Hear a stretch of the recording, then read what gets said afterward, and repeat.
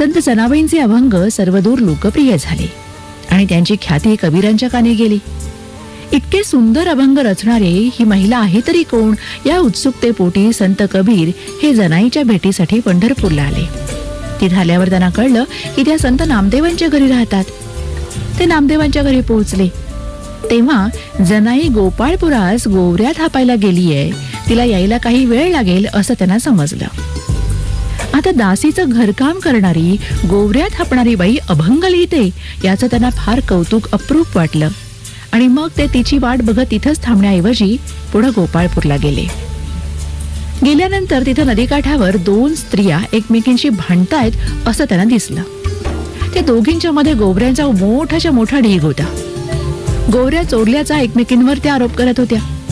कबीर काही वेळ त्यांचं भांडण ऐकत तिथंच उभे राहिले.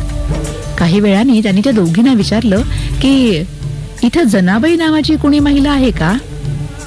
तेव्हा त्यांच्या या प्रश्नांनी दोघींपैकी एक स्त्री आक्रमकपणे आली आणि म्हणाली, ही काय, हीच की जनी माझ्याशी गोवऱ्यांवरनं भांडतीये. कबीरांचा त्या बाईच्या सांगण्यावर विश्वासच बसला नाही. त्यांनी पुन्हा दुसरीला विचारलं, काय ग बाई, खरंच तू जनी आहेस का. त्यावर हातातल्या गोवऱ्या खाली ठेवत जनाई म्हणाली की हो, मीच ती जनी, तुला काही त्रास आहे का बाबा. आता जनाईच्या उत्तरानं, तिच्या वर्तवणुकीनं कबीर गोंधळून गेले.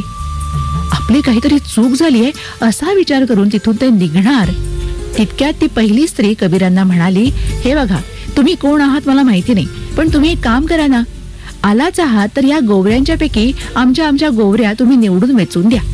कबीरांनी पाहिलं तर सगळ्याच गोवऱ्या एकसारख्या वाटत होत्या. आता या ढिगाऱ्यात कुठली गोवरी कोणाची हे कसं काय ठरवणार, याचं कोडच पडलं त्यांना. आता कबीर विचारात पडलेले बघून जनाई म्हणाल्या, त्यात काय इतका विचार करायचा आहे, अगदी सोपं काम आहे. तुम्ही काय करा, या सगळ्या गोवऱ्या एके ठिकाणी करा, त्यातल्या प्रत्येक गोवरीला कान लावा. ज्या गोवरीमधून विठ्ठल विठ्ठल विठ्ठल असा आवाज येईल ना, ती गोवरी माझी, आणि ज्यातून आवाज येणार नाही ती गोवरी हिची. जनाईच्या उत्तराने कबीरजींना एकदम बरं वाटलं. ते पुढे आले आणि त्यांनी त्या ढिगातल्या दोन गोवऱ्या उचलल्या.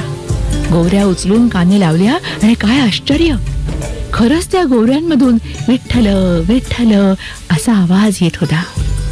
कबीरांनी सगळ्या गोवऱ्यांची वाटणी केली तर बहुतांश गोवऱ्या या जनाबाईंच्याच होत्या.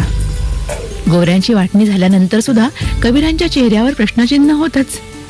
जनाबाईंनी त्यांच्या मनातली शंका ओळखली आणि म्हणाल्या, या गोवऱ्यातून हा आवाज कसा आला, याचं तुम्हाला कोडं पडलंय का.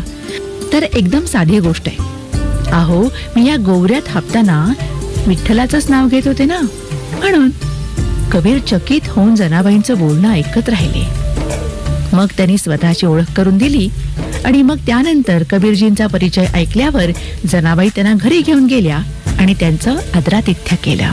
तर अशा रीतीनं संत कबीरदासांना सुद्धा विठ्ठल नामाची ताकद समजली ती संत जनाबाईंच्या. जय जय राम कृष्ण हरी.